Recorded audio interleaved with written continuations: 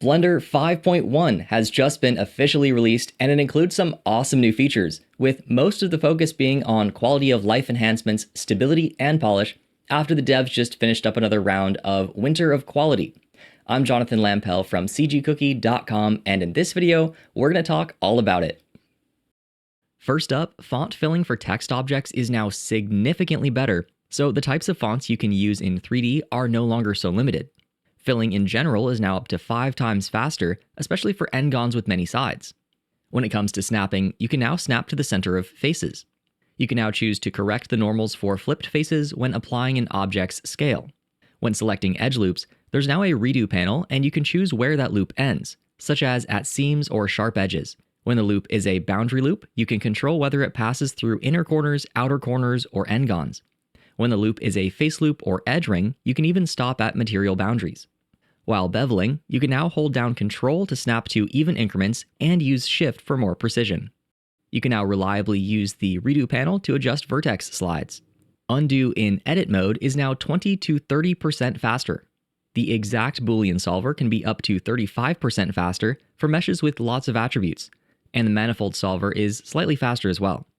For reference, this object is almost 500,000 triangles. Curve fitting is now more accurate, which gives better results when drawing freehand Bezier curves. The curves also now have more stats in the statistics overlay. The lasso, box, and circle selection tools were added to the curve's sculpt mode. In the UV editor, you can now select everything inside of any given UDIM tile, and there's a new edge opacity slider to match the face opacity slider. In mesh sculpting mode, strips of faces are better handled when masking and smoothing. You can now toggle to the mask brush by Alt-left clicking, or toggle to mask erasing with Control-Alt-left click. You can now cancel a stroke while painting by hitting Escape. The asset shelf icons can now go as small as 24 pixels. A blur brush for colors was added to sculpt mode. You can now add sampled colors to the palette while sculpting with Shift-X and left click. Sampling colors in vertex paint mode now reads the attribute color directly, rather than the viewport color that might have a view transform. And color sampling in any mode now supports dragging to get an average of the colors you draw over for easy blending. Changing things like selection and which texture is active in texture paint mode can now be undone with Ctrl-Z. When modifying face sets or masks, the overlay for it will be turned on if it isn't already, so that you always see what you're doing. The Save Modified Images checkbox when closing files with unsaved texture changes is now always on by default. In weight paint mode, you can now select loops when using vertex selection. In the dope sheet, interpolation line colors now indicate the interpolation type. This is also true in menus. The timeline now looks much nicer when you have subframes enabled, and the marker region is a little thinner. A new Replace Action operator swaps out an action for all objects that share the same action. The graph editor now has a nice smooth modifier for non-destructive smoothing, though it needs to be first in the modifier stack. A new Apply to Basis operator for shape keys can apply the deformations of a selected key and then remove it, all in one step. And last but certainly not least, the performance of actions and shape keys is significantly faster. Depending on the file, you can get anywhere from 4% to 304% improvement in frames per second. Blender's 2D animation tool got a pretty big upgrade in that it can now finally support holes in shapes. This means you can import SVGs and PDFs without any weirdness. The fill tool just works, and you don't have to use holdout materials as a workaround. As part of this overhaul, whether lines are fills or strokes is now an attribute of the line itself rather than a material property. You can choose between fills and strokes while drawing new lines, choose which to remove when deleting, set the type with an operator, join multiple strokes into the same fill or separate them out, and select everything that makes up the fill. Oh, and performance while drawing very long strokes has improved, and the ability to make a lattice object a parent during a lattice deform was added back in. In geometry nodes, a new bone info node allows you to get the transform data of any bone in an armature. Combine this with the attribute constraint from the last release, and you can now both rig your nodes and node your rigs. There are 6 new grid nodes for creating and manipulating volumes. You can use them to create volume grids from scratch, expand or contract the number of cells, find averages, and convert the cells into points. These are going to be great specifically for simulations.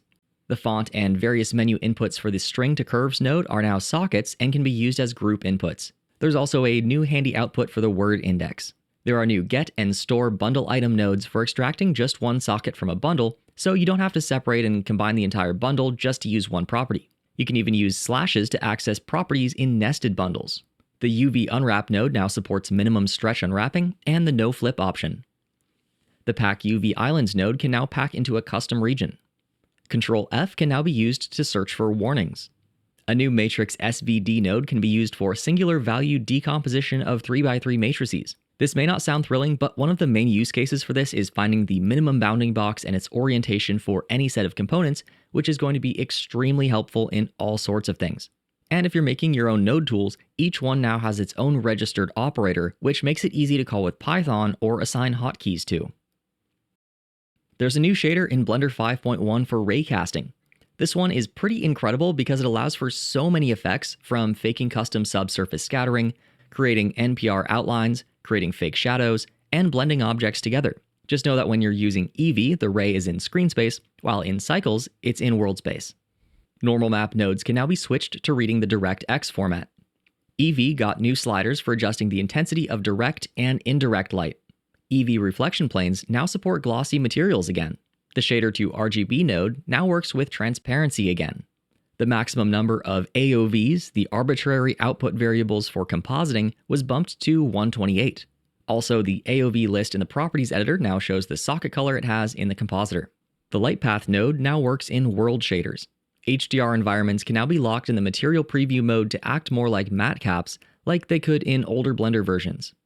Initial material compilation in Eevee is now significantly faster thanks to pre-processing and some parallelization, and in some cases, this cuts the wait time in half. Eevee also saves memory via texture pooling now, which really helps reduce the amount of VRAM needed for a scene. So now you can render bigger scenes on your same graphics card. It's awesome to see optimizations like this, and really the whole 5.1 release for Eevee has been all about directly addressing community feedback, which is very cool to see. For Cycles, GPU performance has improved 5 to 10% for a lot of scenes, and HIP RT ray tracing is now enabled by default on AMD GPUs. When previewing with Cycles, viewport navigation now syncs up a bit better with the overlays. And use nodes was removed for light objects, and they just always use nodes now. In the video sequence editor, you can now click and drag with the blade tool to quickly ripple cut sections. You can also hold Shift to keep the gaps and not ripple. The speed control strip can now use negative multiply values to reverse footage. A new clock icon is shown on strips that have been retimed, and you can now hide the retiming keys. The time property panel was also cleaned up, and the property names now make much more sense. Shift S, which snaps the selection to the playhead, now keeps the strips offset by default when you have multiple strips selected. Holding Control when scaling or rotating in the preview area now snaps to even increments. Sound strips have new modifiers for non-destructively editing the pitch and echo. Meta strips, the strips that contain other strips, now have a master volume setting. Soloing strips using the right-click select key map is now Shift left-click, so scrubbing with left mouse drag is a bit easier. For left-click select users like me though, soloing is still Shift right-click. A new sequencer strip info node in the compositor allows you to make some great procedural effects that work on any strip out of the box. Having those frame numbers now is a huge power unlock. You can also create new sequencer modifier node trees directly from the compositor. And speaking of compositing, the default workspace now uses an image editor at the top and has the node backdrop disabled. A new mask to SDF node was introduced, which lets you turn black and white masks into gradients and find the nearest pixel inside the mask, both of which are extremely powerful. The index, switch, radial tiling, Boolean input, integer input, and vector input nodes were all added to match the shader and geometry node editors. The Mix node now mixes the alpha channel when mixing the colors, and this is also true in all the other node editors as well. The Relative to Pixel node now works with image and mask inputs and not just single values, which makes it easy to do variable blur effects. The Movie Distortion node, which adds or cancels out lens distortion based on the lens set in the movie clip editor, has modes which now better cancel each other out and make the effect more reversible. Plus, the Nuke Lens Distortion model now supports anamorphic lenses. The image and file output nodes can now write custom metadata. The file output node regained the ability to use slashes in file names to write to subfolders. The Humble Group input node was optimized and can sometimes improve the animation performance of an effect by about 30%. The Glare, Directional Blur, Lens Distortion, Anti-Alias, Blur, and Vector Blur nodes were all sped up too, between 20% and 100% faster depending on the effect. The Infinite Grid in the 3D view got a cleanup. It now draws 85% faster, Z-fighting with other overlays has been solved, low alpha values look better, and you can now separately theme the major grid lines. There are new performance stats available in the text overlays.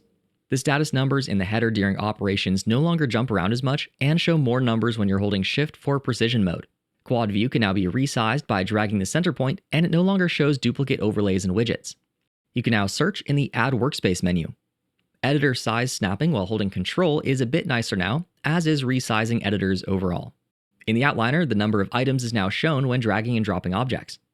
The Remap Users command in the outliner now has a nice search menu, and these object data block menus now show the object type icon.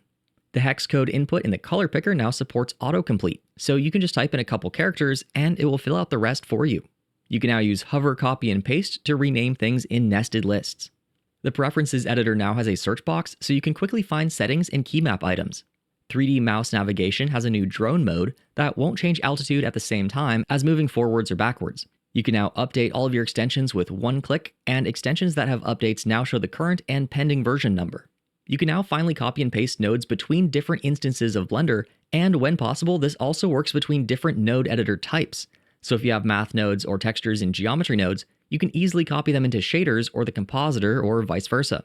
The swap node command, Shift-S, allows swapping between similar zones while keeping the sockets, does the same for bundle nodes, and it can now maintain object references. Node headers can now be made semi-transparent if you want. The node group interface list now supports selecting multiple items for dragging and dropping or deleting. Float sockets can now have the mass subtype. The node panel was cleaned up a bit, and you can now use it to toggle muting and hiding options. Node groups with a period before their name are now hidden in search results and the add menu by default, but you can turn that off in preferences if you want to. On Linux, you can now open Blender without using window decorations using -- no window frame. As usual, the UI got a ton of little polish improvements, so I just talked about the bigger ones here, but there were over 90 changes that didn't even include the bug fixes, so Blender 5.1 is looking better than ever. Asset libraries can now be individually disabled in preferences. The asset browser now uses fuzzy searching, so you can misspell things and still find what you're looking for. On Mac, the file browser now supports iCloud Drive. On Windows, user fonts are now shown alongside the system fonts, and drives can now use different icons. Deleting linked data now supports redo and not just undo. A new image file format, AVIF, is now supported. It fully handles HDR data, has better compression than a PNG, and is already widely supported by most web browsers and image apps. OpenEXR files can now use a new lossless encoding option called HTJ2K, High Throughput JPEG 2000. It's great compression, but not yet widely supported by all other software. Saving JPEG 2000s themselves is now multi-threaded. Video encoding can now use a custom quality level, and the audio bitrate can now be set up to 2048 kilobytes a second, depending on the codec, whereas it used to be limited to 348. USD importing and exporting now supports the USD UI Accessibility API and transparency and translucency for the USD preview surface. The exporter now writes indexed UVs that don't separate each face into different islands when importing into certain other apps, and there's a new Get Prim Map API option for mapping between Blender objects and USD prims. The FBX exporter now exports shape key normals, which is great for importing objects with shape keys into Unity and Godot. GLTF got 4 nice fixes. And that, along with hundreds of bug fixes, is what's new in Blender 5.1. You can download it today from blender.org, and don't forget to support the development fund while you're there to help make future updates even better. Thank you so much for watching, have a great rest of your day, and as always, happy blending.